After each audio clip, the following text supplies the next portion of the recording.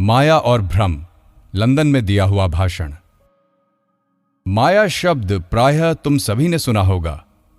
इसका व्यवहार अशुद्ध रूप से साधारणतः भ्रम, भ्रांति अथवा इसी प्रकार के अर्थ में किया जाता है। किंतु मायावाद उन स्तंभों में से एक है जिन पर वेदांत की स्थापना हुई है, अतः उसका ठीक ठीक अर्थ समझ लेना आवश्यक है। मैं तुम लोगों से तनिक धैर्यपूर्वक सुनने की प्रार्थना करता हूं, क्योंकि मुझे भय है कि कहीं तुम माया के सिद्धांत को गलत न समझ बैठो।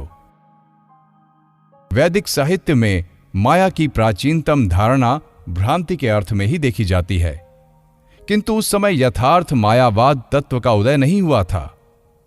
हम वेद में ऐसा वाक्य पाते हैं, इंद्र ने माया द्वारा नाना रूप धारण किए। यहां पर माया शब्द इंद्रजाल अथवा उसी प्रकार के अर्थ में प्रयुक्त हुआ है। वेद के अनेक स्थलों में माया शब्द इसी अर्थ में प्रयुक्त देखा जाता है। इसके बाद कुछ समय तक माया शब्द का प्रयोग एकदम लुप्त हो गया, किंतु इसी बीच उस शब्द द्वारा प्रतिपादित जो अर्थ या भाव था वो क्रमशः परिपुष्ट हो रहा था। बाद में हम देखते हैं कि एक प्रश्न उठाया गया है, हम जगत के इस रहस्य को क्यों नहीं जान पाते? और उसका जो उत्तर दिया गया है वो बड़ा ही अर्थ गंभीर है। हम सब थोती बकवास करते हैं, इंद्रिय सुख से ही संतुष्ट हैं और वासनाओं के पीछे दौड़ते रहते हैं। इसीलिए इस सत्य को हमने मानो कोहरे से ढक रखा है। यहां पर माया शब्द का प्रयोग बिल्कुल नहीं हुआ है, पर उससे यही भाव प्रकट होता है कि हमारी अज्ञता का कारण कुछ कुहरे जैसा है जो इस सत्य और हमारे बीच आ गया है। इसके बहुत समय बाद एक अपेक्षाकृत आधुनिक उपनिषद में माया शब्द पुनः दीख पड़ता है, पर इस बीच उसका रूप काफी बदल चुका है। उसके साथ कई नए अर्थ संयोजित हो गए हैं। नाना प्रकार के मतवादों का प्रचार हुआ, उनकी पुनरुक्ति हुई और अंत में माया विषयक धारणा ने एक स्थिर रूप प्राप्त कर लिया। हम श्वेताश्वतरोपनिषद में पढ़ते हैं, माया को ही प्रकृति समझो और माया के शासक को स्वयं ईश्वर जानो। महान शंकराचार्य के पूर्ववर्ती दार्शकों ने इस माया शब्द का विभिन्न अर्थों में प्रयोग किया है। बौद्धों ने भी मायावाद का उपयोग किया है, किंतु बौद्धों के हाथ ये बहुत कुछ विज्ञानवाद, आइडियलिज्म में परिणत हो गया था और अब माया शब्द को साधारणतः यही अर्थ दिया जाता है। हिंदू जब कहते हैं कि संसार माया है, तो साधारण मनुष्य की यह धारणा होती है कि संसार एक भ्रम है। इस प्रकार की व्याख्या का कुछ आधार है, क्योंकि बौद्ध दार्शनिकों की एक श्रेणी के दार्शनिक बाह्य जगत के अस्तित्व में विश्वास नहीं करते थे। किंतु वेदांत में माया का जो अंतिम विकसित रूप है वो ना तो विज्ञानवाद है, न यथार्थवाद यानी रियलिज्म, और न किसी प्रकार का सिद्धांत ही। वो तो तथ्यों का सहज वर्णन मात्र है। हम क्या हैं और अपने चारों ओर हम क्या देखते हैं। मैं तुमसे पहले ही कह चुका हूं कि जिन पुरुषों से वेद निकले उनके मन मूल तत्वों के अनुसरण तथा खोज में ही लगे हुए थे। इन तत्वों के ब्यौरों के अनुशीलन के लिए मानो उन्हें समय ही नहीं मिला और उन्होंने प्रतीक्षा भी नहीं की। वो तो वस्तुओं के अंतःस्थल में पहुंचने के लिए व्यग्र थे। इस जगत के परे कोई वस्तु मानो उन्हें पुकार रही थी। वे मानो और अधिक प्रतीक्षा नहीं कर सकते थे। उपनिषदों में यत्र तत्र आज जिन्हें हम आधुनिक विज्ञान कहते हैं, उन विषयों के ब्यौरों का प्रतिपादन बहुधा बड़ा भ्रमात्मक मिलता है, पर तो भी उनके मूल सिद्धांत बिल्कुल सही हैं। उदाहरण के लिए आधुनिक विज्ञान का ईथर अर्थात आकाश विषयक नवीन सिद्धांत उपनिषदों में आधुनिक वैज्ञानिकों के ईथर सिद्धांत की अपेक्षा अधिक विकसित रूप में विद्यमान है, किंतु वो बस मूल सिद्धांत तक ही सीमित रहा। इस आकाश तत्व के कार्य की व्याख्या करने में उन्होंने अनेक भूलें की। वो सर्वव्यापी प्राण तत्व, जगत के समस्त जीवन, जिसकी विविध अभिव्यक्ति मात्र है, वेदों में ब्राह्मण भाग में पाया जाता है। संहिता के एक लंबे मंत्र में समस्त जीवनी शक्ति के विकासक प्राण की प्रशंसा की गई है। शायद तुम लोगों में से कुछ को यह जानकर आनंद हो कि इस पृथ्वी पर जीवन की उत्पत्ति के संबंध में कुछ आधुनिक यूरोपीय वैज्ञानिकों के जो सिद्धांत हैं, बहुत कुछ वैसे ही सिद्धांत वैदिक दर्शन में भी पाए जाते हैं। तुम सभी निश्चित जानते हो कि जीवन अन्य ग्रहों से संक्रमित होकर पृथ्वी पर आता है। इस प्रकार का एक मत प्रचलित है। कतिपय वैदिक दार्शनिकों का यह निश्चित मत है कि जीवन इस प्रकार चंद्रलोक से पृथ्वी पर आ जाता है। मूल तत्वों के संबंध में हम देखते हैं कि वैदिक विचारक व्यापक और सामान्यकृत सिद्धांतों की व्याख्या करने में अतिशय साहसी और आश्चर्यजनक निर्भीक थे। बाह्य जगत से इस विश्व के रहस्य का समाधान उन्हें यथासंभव संतोषजनक मिला। मौलिक सिद्धांतों के असफल हो जाने के कारण आधुनिक विज्ञान का सविस्तार कार्य भी प्रश्न के समाधान को एक पग आगे नहीं बढ़ा सका। जब प्राचीन काल में आकाश तत्व विश्व रहस्य का भेद खोलने में समर्थ नहीं हुआ, तब उसका सविस्तार अनुशीलन भी हमें सत्य की ओर कोई अधिक अग्रसर नहीं करा सका। यदि यह सर्वव्यापी प्राण तत्व विश्व रहस्य का भेद खोलने में असमर्थ रहा हो, तो उसका विस्तृत अनुशीलन निरर्थक है, क्योंकि ब्यौरे मौलिक तत्व के संबंध में कोई परिवर्तन नहीं कर सकते। मेरे कहने का तात्पर्य यह है कि तत्वानुशीलन में हिंदू दार्शनिक आधुनिक विद्वानों की भांति ही एवं कभी कभी उनसे भी अधिक साहसी थे। उन्होंने अनेक भव्यतम सिद्धांतों का आविष्कार किया और कुछ अब भी परिकल्पनाओं के रूप में ही विद्यमान हैं, जिन्हें वर्तमान विज्ञान अभी तक परिकल्पना के रूप में ही प्राप्त नहीं कर सका है। उदाहरण के लिए, वे केवल आकाश तत्व पर पहुंचकर ही नहीं रुक गए, बल्कि और आगे बढ़कर मन को भी एक सूक्ष्मतर आकाश के रूप में वर्गीकृत किया। फिर उसके भी परे उन्होंने और भी अधिक सूक्ष्म आकाश की प्राप्ति की। पर वो भी समाधान नहीं था, उससे समस्या का समाधान नहीं हुआ। बाह्य जगत के बारे में जितना भी ज्ञान क्यों न हो जाए, पर उससे रहस्य का भेद नहीं खुल सकता। किंतु वैज्ञानिक कहता है, अरे हमने अभी ही तो कुछ जानना शुरू किया है, जरा कुछ हजार वर्ष ठहरो, देखेंगे हमें समाधान मिल जाएगा।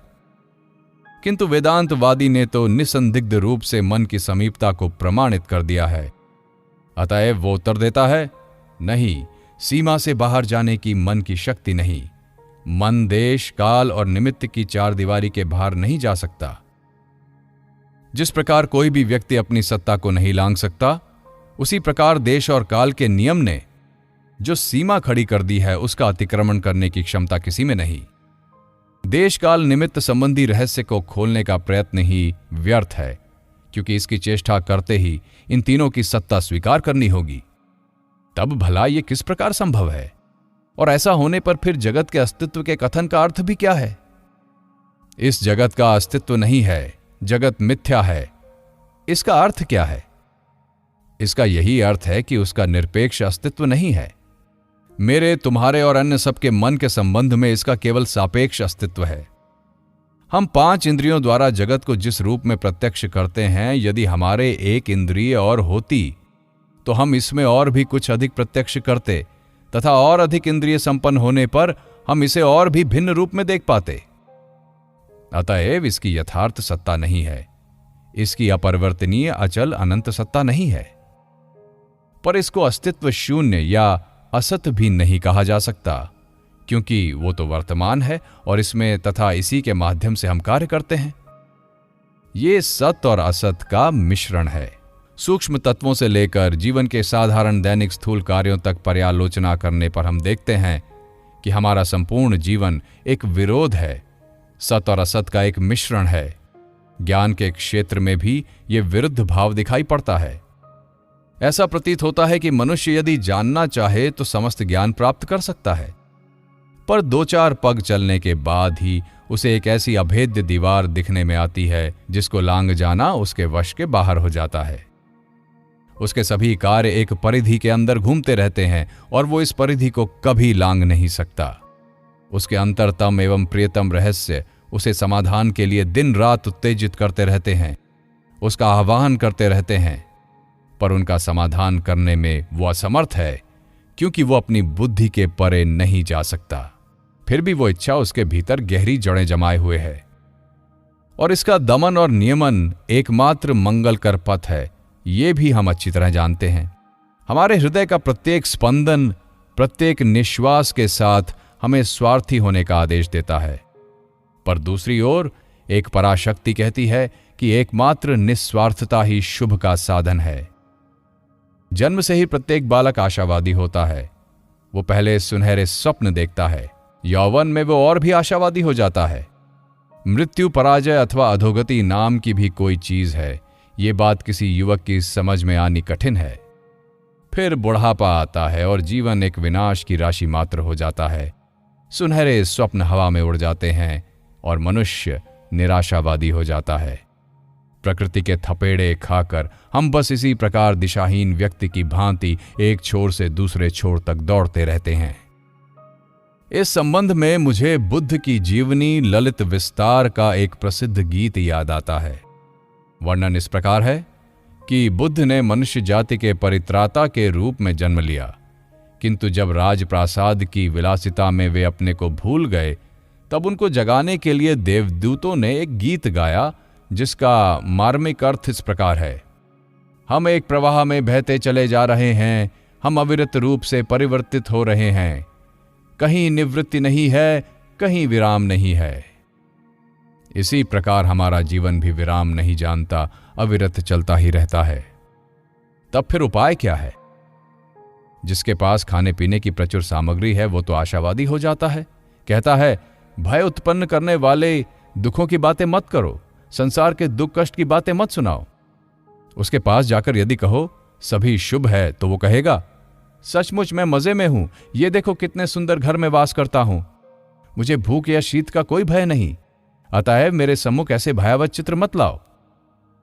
पर दूसरी ओर कितने ही लोग ऐसे हैं जो शीत और अनाहार से मर रहे हैं। उनके पास यदि जाकर कहो कि सभी शुभ है तो वो तुम्हारी बात सुनेंगे ही नहीं। वे सारा जीवन दुख कष्ट से पिसते आ रहे हैं, उनके लिए सुख सौंदर्य और शुभ कहां? वे तो कहेंगे नहीं, मैं ये सब विश्वास नहीं करता, जीवन में केवल रोना है, केवल दुख है। बस हम इसी प्रकार आशावाद से निराशावाद में झूलते रहते हैं। इसके बाद मृत्यु रूपी भयावह तथ्य आता है। सारा संसार मृत्यु की ओर चला जा रहा है, सभी मरते हैं। हमारी सभी प्रगति, हमारे व्यर्थ के आडंबरपूर्ण कार्यकलाप, हमारे समाज सुधार, हमारी विलासिता, हमारे ऐश्वर्य, हमारा ज्ञान, इन सब की मृत्यु ही एकमात्र गति है। इससे अधिक निश्चित बात और कुछ नहीं। नगर पर नगर बनते हैं और नष्ट हो जाते हैं, साम्राज्य पर साम्राज्य उठते हैं और पतन के गर्त में समा जाते हैं। ग्रह आदि चूर चूर होकर विभिन्न ग्रहों की वायु के झोंकों से इधर उधर बिखरे जा रहे हैं। इसी प्रकार अनादिकाल से चलता आ रहा है। इस सब का आखिर लक्ष्य क्या है? मृत्यु। मृत्यु ही सबका लक्ष्य है। वो जीवन का लक्ष्य है, सौंदर्य का लक्ष्य है, ऐश्वर्य का लक्ष्य है, शक्ति का लक्ष्य है, और तो और धर्म का भी लक्ष्य है। साधु और पापी दोनों मरते हैं, राजा और भिक्षुक दोनों मरते हैं, सभी मृत्यु को प्राप्त होते हैं। फिर भी जीवन के प्रति यह प्रबल आसक्ति विद्यमान है। हम क्यों इस जीवन से आसक्त हैं? क्यों हम इसका परित्याग नहीं कर पाते? ये हम नहीं जानते, और यही माया है। माता बड़े यत्न से संतान का लालन पालन करती है। उसका सारा मन प्राण, सारा जीवन मानो उसी बच्चे में केंद्रित रहता है। बालक बड़ा हुआ, युवावस्था को प्राप्त हुआ और शायद दुश्चरित एवं पशुवत होकर प्रतिदिन अपनी माता को मारने पीटने लगा, किंतु माता फिर भी पुत्र से चिपकी रहती है। जब उसकी विचार शक्ति जागृत होती है तब वो उसे अपने स्नेह के आवरण में ढक लेती है, किंतु वो नहीं जानती कि यह स्नेह नहीं है। एक अज्ञात शक्ति ने उसके स्नायुओं पर अधिकार कर रखा है, वो इसे दूर नहीं कर सकती। वो कितनी ही चेष्टा क्यों न करे, इस बंधन को तोड़ नहीं सकती, और यही माया है। हम सभी कल्पित सुवर्ण लोम यानी गोल्डन फ्लीस की खोज में दौड़ते रहते हैं। सभी सोचते हैं कि वो हमें ही मिलेगा, किंतु उनमें से कितने मनुष्य इस संसार में जीवित हैं? प्रत्येक विचारशील व्यक्ति देखता है कि इस सुवर्ण लोम गोल्डन फ्लीस को प्राप्त करने की उसकी 2 करोड़ में से अधिक संभावना नहीं है। तथापि प्रत्येक मनुष्य उसके लिए कठोर संघर्ष करता है। बस यही माया है। इस संसार में मृत्यु रात दिन गर्व से मस्तक ऊंचा उठाए घूम रही है, पर साथ ही हम सोचते हैं कि हम सदा जीवित रहेंगे। किसी समय राजा युधिष्ठिर से यह प्रश्न पूछा गया था, इस पृथ्वी पर सबसे आश्चर्य की बात क्या है? राजा ने उत्तर दिया, हमारे चारों ओर प्रतिदिन लोग मर रहे हैं, फिर भी जो जीवित हैं वे समझते हैं कि वे कभी मरेंगे नहीं। बस यही माया है। हमारी बुद्धि में, हमारे ज्ञान में, यही क्यों हमारे जीवन की प्रत्येक घटना में ये प्रचंड विरुद्ध भाव दिखाई पड़ते हैं। सुख दुख का पीछा करता है और दुख सुख का। एक सुधारक उठता है और किसी राष्ट्र के दोषों को दूर करना चाहता है, पर इसके पहले कि वे दोष दूर हों, 1000 नए दोष दूसरे स्थान में उत्पन्न हो जाते हैं। ये बस एक ढहते हुए पुराने मकान के समान है। तुम उस मकान के एक भाग की मरम्मत करते हो तो उसका कोई दूसरा भाग ढह जाता है। भारत में हमारे समाज सुधारक जीवन भर जबरन वैधव्य धारण रूपी दोष के विरुद्ध आवाज उठाते हैं और उसे दूर करने का प्रयत्न करते हैं। तो पश्चिमी देशों में विवाह ना होना ही सबसे बड़ा दोष है। एक और अविवाहिताओं की सहायता करो, वे कष्ट भोगते हैं। दूसरी ओर विधवाओं की सहायता करो, वे कष्ट भोगते हैं। ये तो बस पुरानी गठिया की बीमारी की तरह है। उसे सिर से भगाओ तो कमर में आ जाती है, कमर से भगाओ तो पैरों में उतर आती है। सुधारक उठते हैं और शिक्षा देते हैं कि विद्या, धन, संस्कृति कुछ इन्हें गिनों के हाथों ही नहीं रहनी चाहिए, और वे इनको सर्वसाधारण तक पहुंचा देने का भरसक प्रयत्न करते हैं। हो सकता है इससे कुछ अधिक लोग सुखी हो जाएं, पर जैसे जैसे ज्ञानानुशीलता बढ़ती जाती है वैसे वैसे शारीरिक सुख भी कम होने लगता है। सुख का ज्ञान अपने साथ ही दुख का ज्ञान भी लाता है। तब फिर हम किस मार्ग का अवलंबन करें? हम लोग जो कुछ थोड़ा सा सुख भोगते हैं, दूसरे स्थान में उससे उतने ही परिमाण में दुख भी उत्पन्न होता है। बस यही नियम है, सब वस्तुओं पर यही नियम लागू होता है। जो युवक हैं, जिनका खून अभी गर्म है, वे इस बात को शायद स्पष्ट रूप से समझ ना पाएं, पर जिन्होंने धूप में बाल पकाए हैं, अपने जीवन की आंधी और तूफान के दिन देखे हैं, वे इसे सहज ही समझ लेंगे। और यही माया है। दिन रात ये बातें घट रही हैं, पर इनका ठीक ठीक समाधान करना असंभव है। ऐसा भला क्यों होता है? इस प्रश्न का उत्तर पाना संभव नहीं, क्योंकि प्रश्न ही तर्कसंगत नहीं है। जो बात घट रही है उसमें न कैसे है न क्यों, हम बस इतना ही जानते हैं कि वो है और हमारा उसमें कोई हाथ नहीं। यहां तक कि उसकी धारणा करना, अपने मन में उसका ठीक ठीक चित्र खींचना भी हमारी शक्ति के बाहर है। तब भला हम उसे कैसे सुलझाएं? अतः इस संसार की गति के तथ्यात्मक वर्णन का नाम माया है। साधारणतः लोग ये बात सुनकर भयभीत हो जाते हैं। हमें साहसी होना पड़ेगा। घटनाओं पर पर्दा डालना रोग का प्रतिकार नहीं है। कुत्तों से पीछे किए जाने पर जिस प्रकार खरगोश अपने मुंह को टांगों में छिपाकर अपने को सुरक्षित समझ बैठता है, उसी प्रकार हम लोग भी आशावादी होकर ठीक उस खरगोश के समान आचरण करते हैं। ये तो कोई उपाय नहीं है। दूसरी ओर सांसारिक जीवन की प्रचुरता, सुख और स्वच्छंदता भोगने वाले इस मायावाद के संबंध में बड़ी आपत्तियां उठाते हैं। इस देश इंग्लैंड में निराशावादी होना बहुत कठिन है। सभी मुझसे कहते हैं, संसार का कार्य कितने सुंदर रूप से चल रहा है, संसार कितना उन्नतिशील है। किंतु उनका अपना जीवन ही उनका संसार है। पुराने प्रश्न उठते हैं, ईसाई धर्म ही एकमात्र धर्म है, क्यों? इसीलिए कि ईसाई धर्म को मानने वाले सभी राष्ट्र समृद्धशाली हैं। पर इस प्रकार की युक्ति से तो यह सिद्धांत स्वयं ही भ्रामक सिद्ध होता है, क्योंकि अन्य राष्ट्रों का दुर्भाग्य ही तो ईसाई धर्मावलंबी राष्ट्रों की समृद्धि का कारण है। और एक का सौभाग्य बिना दूसरों का खून चूसे नहीं बनता। यदि सारी पृथ्वी ही ईसाई धर्म को मानने लग जाए, तब तो भक्ष्य स्वरूप कोई अईसाई राष्ट्र न रहने के कारण ईसाई राष्ट्र स्वयं दरिद्र हो जाएगा। अतः ये युक्ति अपना ही खंडन कर लेती है।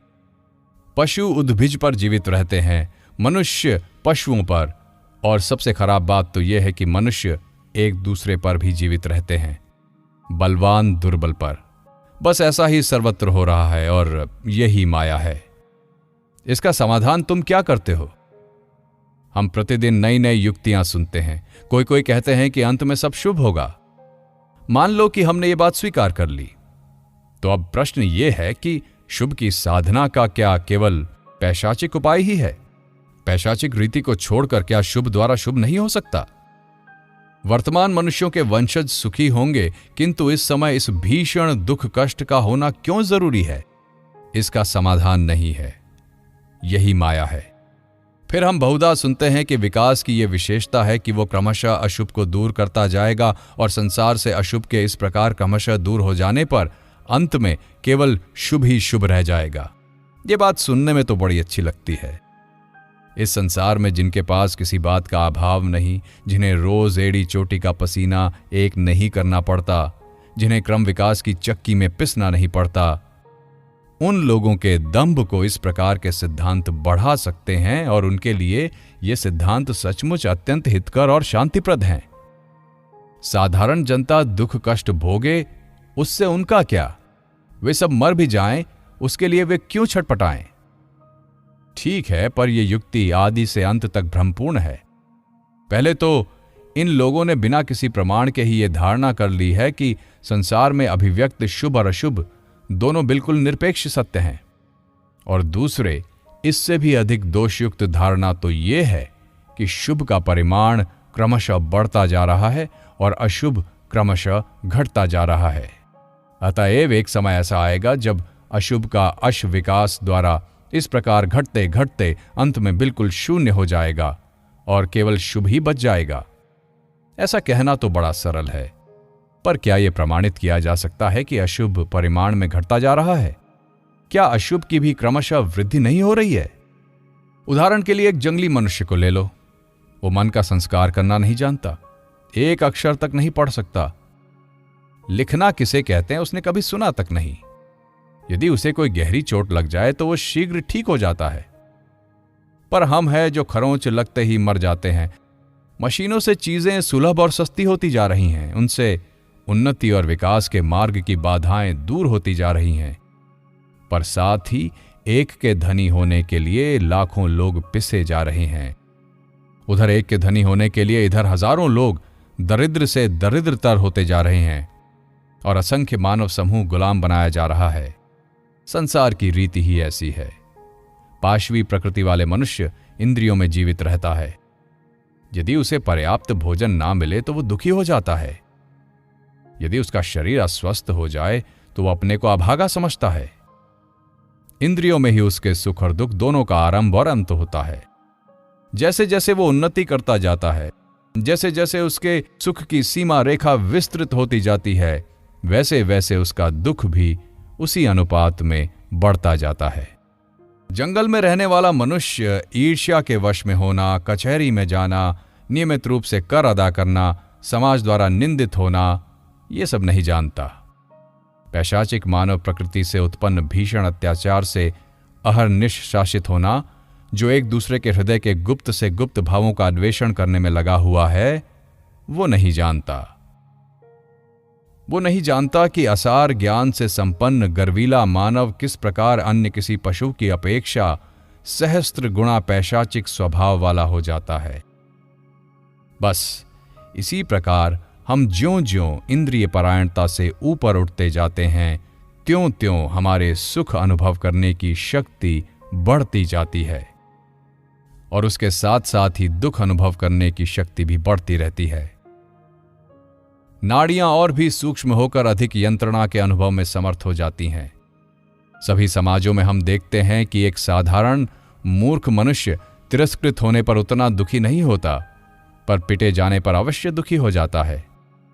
किंतु सभ्य पुरुष एक साधारण सी बात भी सहन नहीं कर सकता। उसकी नाड़ियां इतनी सूक्ष्म हो गई हैं। उसकी सुख प्रवणता बढ़ जाने के कारण उसका दुख भी बढ़ गया है।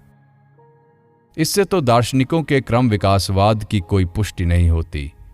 हम अपनी सुखी होने की शक्ति को जितना ही बढ़ाते हैं, हमारे दुख भोग की शक्ति भी उसी परिमाण में बढ़ जाती है। और मैं तो इस प्रकार सोचने का इच्छुक हूं कि हमारी सुखी होने की शक्ति यदि गणितीय क्रम अरिथमेटिकल प्रोग्रेशन के नियम से बढ़ती है, तो दुखी होने की शक्ति ज्यामितीय क्रम ज्योमेट्रिकल प्रोग्रेशन के नियम से बढ़ेगी।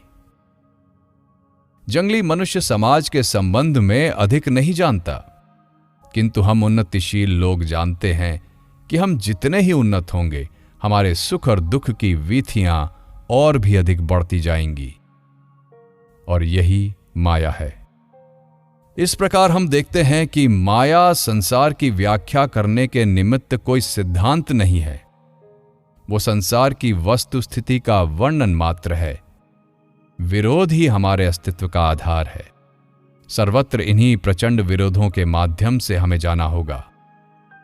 जहां शुभ है वहीं अशुभ भी है, और जहां अशुभ है वहीं अवश्य कुछ शुभ भी होगा। जहां जीवन है वहीं मृत्यु छाया की भांति उसका अनुसरण कर रही है।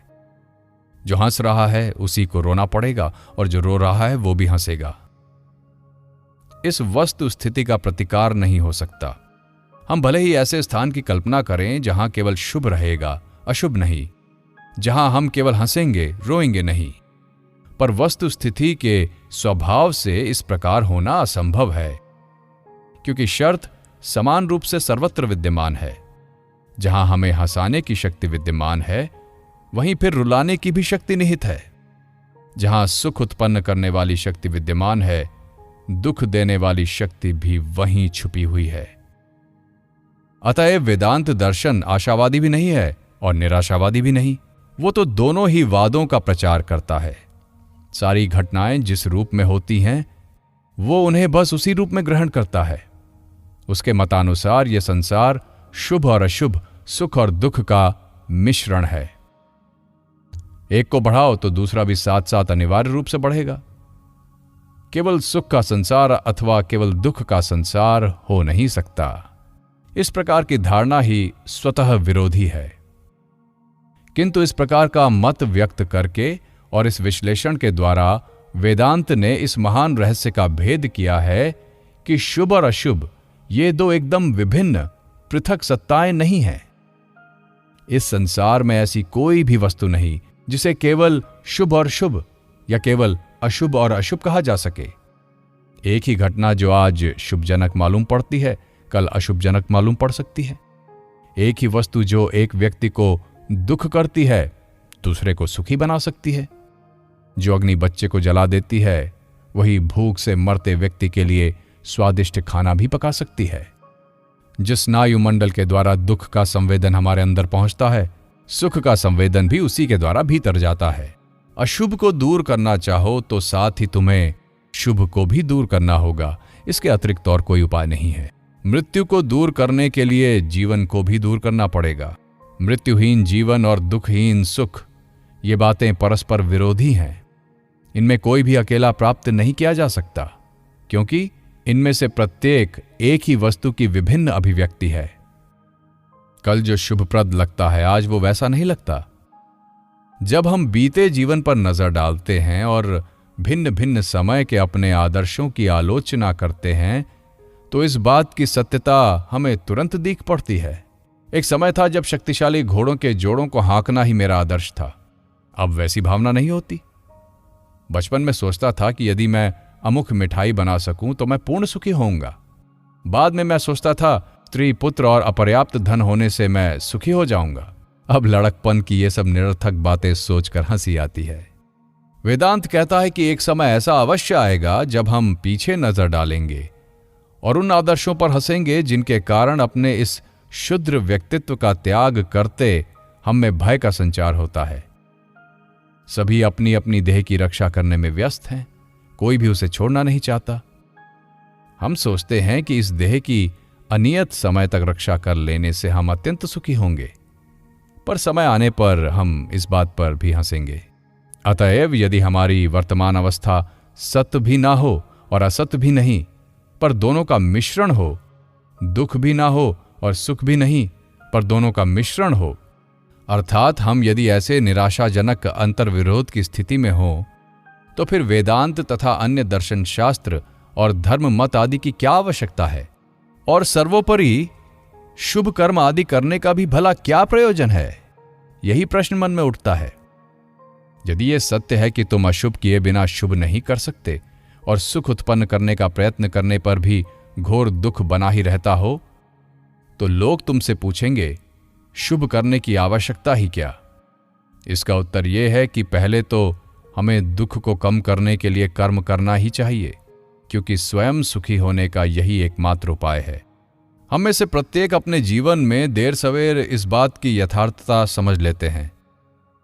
तीक्ष्ण बुद्धि वाले कुछ शीघ्र समझ जाते हैं और मंद बुद्धि वाले कुछ देरी से। मंद बुद्धि वाले कड़ी यातना भोगने के बाद इसे समझ पाते हैं, तो तीक्ष्ण बुद्धि वाले थोड़ी ही यातना भोगने के बाद। और दूसरे, यद्यपि हम जानते हैं कि ऐसा समय कभी ना आएगा जब यह संसार केवल सुख से भरा रहेगा और दुख बिल्कुल ना रहेगा, फिर भी हमें यही कार्य करना होगा। अंतर्विरोध से बचने के लिए यही एकमात्र उपाय है। ये दोनों शक्तियां, शुभ एवं अशुभ, संसार को जीवित रखेंगी। और अंत में एक दिन ऐसा आएगा जब हम स्वप्न से जाग जाएंगे और ये सब मिट्टी के घरौंदे बनाना बंद कर देंगे। हमें यह शिक्षा ही लेनी होगी और इसके लिए समय भी बहुत बहुत लग जाएगा। जर्मनी में इस आधार पर कि असीम ससीम हो गया है, दर्शन शास्त्र रचने की चेष्टा की गई। इंग्लैंड में अब भी इस प्रकार की चेष्टा चल रही है, पर इन सब दार्शनिकों के मत का विश्लेषण करने पर यही पाया जाता है कि असीम अपने को जगत में व्यक्त करने की चेष्टा कर रहा है और एक समय आएगा जब वो ऐसा करने में सफल हो जाएगा। बहुत ठीक है कि हमने असीम, विकास, अभिव्यक्ति आदि दार्शनिक शब्दों का भी प्रयोग किया, किंतु ससीम किस प्रकार असीम को पूर्ण रूप से व्यक्त कर सकता है, इस कथन का न्याय संगत मौलिक आधार क्या है, ये प्रश्न दार्शनिक स्वभावतः ही पूछ सकते हैं। निरपेक्ष और असीम केवल उपाधि द्वारा ही ये जगत हो सकता है। जो कुछ इंद्रिय, मन और बुद्धि के माध्यम से आएगा, उसे स्वतः ही सीमाबद्ध होना पड़ेगा। अतएव ससीम का असीम होना नितांत असंगत है, ऐसा हो नहीं सकता। दूसरी ओर वेदांत कहता है, ये ठीक है कि निरपेक्ष या असीम अपने को ससीम रूप में व्यक्त करने की चेष्टा कर रहा है, किंतु एक समय ऐसा आएगा जब इस प्रयत्न को असंभव जानकर उसे पीछे लौटना पड़ेगा।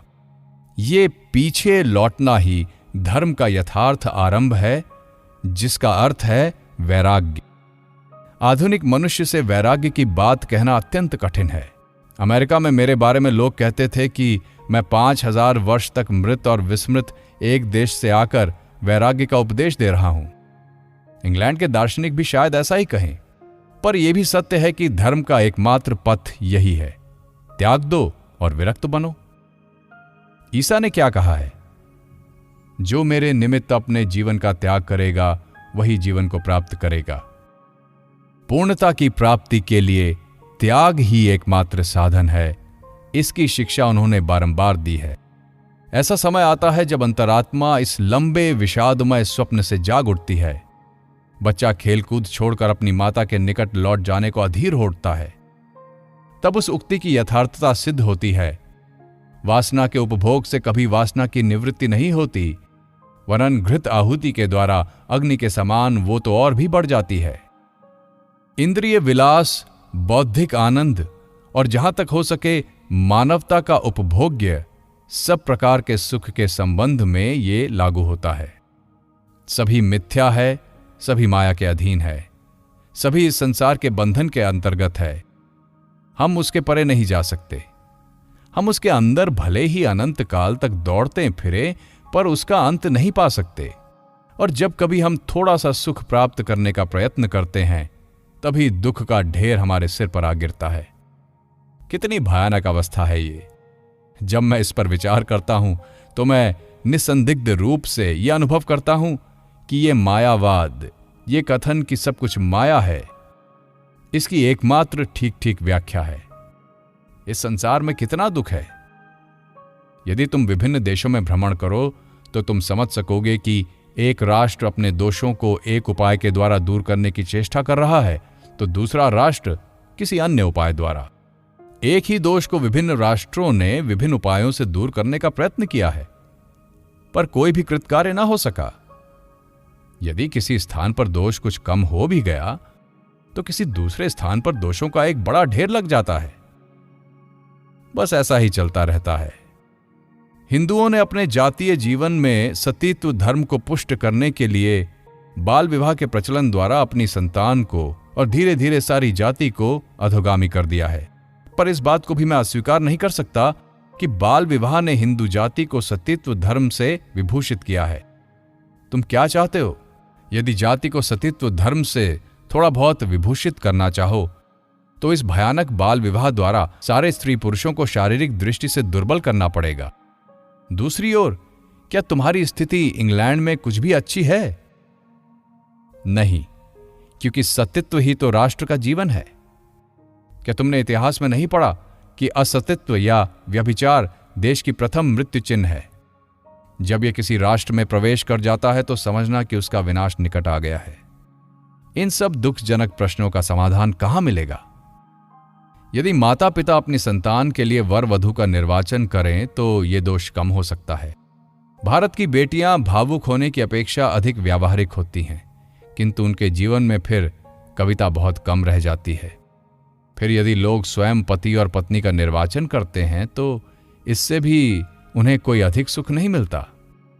भारतीय नारियां साधारणतः अधिक सुखी हैं। स्त्री और स्वामी के बीच कलह अधिक नहीं होता। दूसरी ओर अमेरिका में, जहां स्वाधीनता की अधिकता है, सुखी परिवार बहुत कम देखने में आते हैं। दुख यहां वहां सभी जगह है। इससे क्या सिद्ध होता है?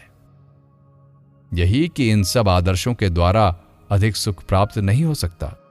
हम सभी सुख के लिए उत्कट संघर्ष कर रहे हैं, पर एक और कुछ सुख प्राप्त करने के पहले ही दूसरी ओर दुख आ बैठता है। तब क्या हम कोई शुभ कर्म ना करें? अवश्य करें, और पहले की अपेक्षा अधिक उत्साहित होकर हम ऐसा करें। इन बातों के ज्ञान से इतना होगा कि हमारी धर्मांधता, कट्टरता नष्ट हो जाएगी। तब अंग्रेज लोग हठधर्मी नहीं होंगे और हिंदू की ओर उंगली नहीं उठाएंगे। तब वे विभिन्न देशों के रीति रिवाजों का आदर करना सीखेंगे। धर्मांधता कम होगी, यथार्थ कार्य अधिक होगा। धर्मांध अधिक कार्य नहीं कर पाता, वो अपनी शक्ति का 3/4 व्यर्थ ही नष्ट कर देता है। जो धीर प्रशांत चित्त काम के आदमी कहे जाते हैं वे ही कर्म करते हैं। अतः इस धारणा से कार्य करने की शक्ति अधिक बढ़ जाएगी, ये जान लेने से कि वस्तु स्थिति ऐसी ही है, हमारी तितिक्षा अधिक होगी। दुख और अशुभ के दृश्य हमें हमारे संतुल से च्युत न कर सकेंगे और छाया के पीछे पीछे दौड़ा ना सकेंगे। अतएव ये जानकर कि संसार की गति ही अपने नियम के अनुसार ऐसी है, हम धैर्यवान बनेंगे। उदाहरण के लिए, यदि सभी मनुष्य सत्य हो जाएं, पशु भी क्रमशः मनुष्यत्व प्राप्त कर इन्हीं अवस्थाओं में से होकर गुजरेंगे और वनस्पतियों की भी यही दशा होगी। पर केवल एक बात निश्चित है, ये महती नदी प्रबल वेग से समुद्र की ओर बह रही है और ऐसा समय आएगा जब नदी के सभी जलकण उस अनंत सागर के वक्ष स्थल में समा जाएंगे। अतएव ये निश्चित है कि जीवन सारे दुख और क्लेश, आनंद, हास्य और क्रंदन के साथ उस अनंत सागर की ओर प्रबल वेग से प्रवाहित हो रहा है और ये केवल समय का प्रश्न है जब तुम, मैं, जीव, उद्भिद और सामान्य जीवाणु कण तक जो जहां पर है, सब कुछ उसी अनंत जीवन समुद्र में मुक्ति और ईश्वर में आ पहुंचेगा। मैं एक बार फिर से कहता हूं कि वेदांत का दृष्टिकोण ना तो आशावादी है और ना निराशावादी ही। वो ऐसा नहीं कहता कि संसार केवल शुभ ही शुभ है अथवा केवल अशुभ ही अशुभ। वो कहता है कि हमारे शुभ और अशुभ दोनों का मूल्य बराबर है। ये दोनों इसी प्रकार हिल मिलकर रहते हैं। संसार ऐसा ही है, ये समझकर तुम धैर्यपूर्वक कर्म करो। पर क्यों हम कर्म करें? यदि घटना चक्र ही इसी प्रकार का हो तो हम क्या करें? हम अज्ञेयवादी क्यों न हो जाएं? आजकल के अज्ञेयवादी भी तो कहते हैं कि इस समस्या का कोई समाधान नहीं है। वेदांत की भाषा में कहेंगे कि इस मायापाश से छुटकारा नहीं है। अतएव संतुष्ट रहो और जीवन का भोग करो। पर यहां भी फिर एक भूल, एक भयंकर भूल, एक अत्यंत असंगत भ्रम है, और वो ये है, जीवन से तुम क्या समझते हो? क्या जीवन शब्द से तुम केवल 5 इंद्रियों में आबद्ध जीवन को ही लेते हो? यदि ऐसा हो तो हम पशुओं से अधिक कोई भिन्न नहीं है। किंतु मुझे विश्वास है कि यहां बैठे हुए लोगों में से एक भी ऐसा नहीं है जिसका जीवन संपूर्ण रूप से केवल इंद्रियों में आबद्ध हो। अतएव हमारे वर्तमान जीवन का अर्थ इंद्रियों की अपेक्षा और भी कुछ अधिक है। हमारे सुख दुख का अनुभव हमारे विचार और हमारी आकांक्षाएं भी तो हमारे जीवन के अंग हैं। और उस महान आदर्श, उस पूर्णता की ओर अग्रसर होने का कठोर संघर्ष भी कि हम जिसे जीवन कहते हैं, उसका एक अत्यंत गुरुत्वपूर्ण उपादान नहीं है। अज्ञेयवादी कहते हैं कि जीवन जैसा है बस वैसा ही उसका भोग करो, पर इस जीवन का अर्थ है सर्वोपरि इस आदर्श की ओर ये अन्वेषण। जीवन का सार ही है पूर्णता की ओर जाना। हमें इसी को प्राप्त करना होगा।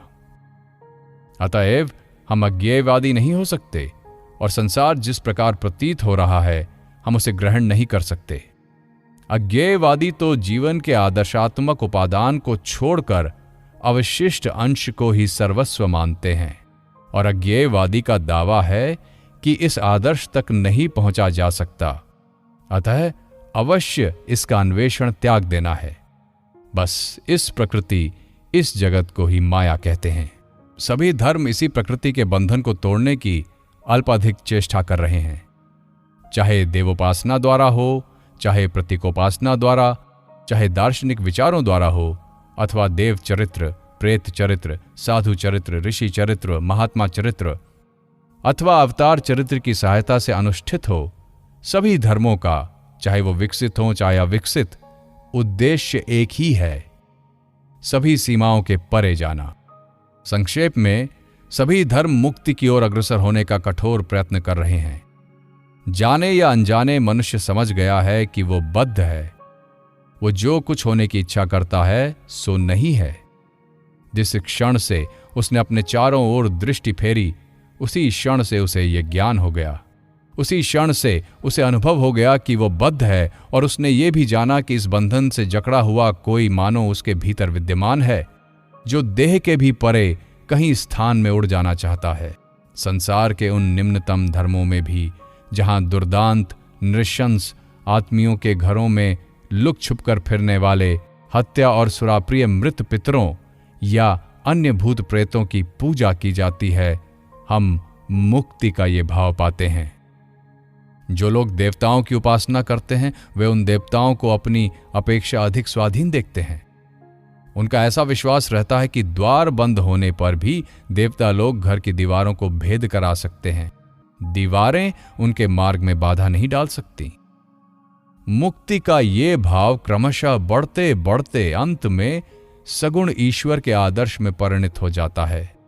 इस आदर्श का केंद्रीय भाव ये है कि ईश्वर प्रकृति के बंधन के परे, माया के परे है।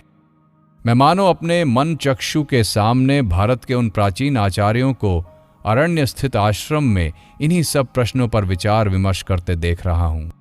वयोवृद्ध और अत्यंत पवित्र महर्षि भी इन प्रश्नों का समाधान करने में असमर्थ हो रहे हैं, पर एक युवक उनके बीच खड़ा हो घोषणा करता है, हे अमृत के पुत्रों सुनो, हे दिव्य धाम के निवासी सुनो, मुझे मार्ग मिल गया है।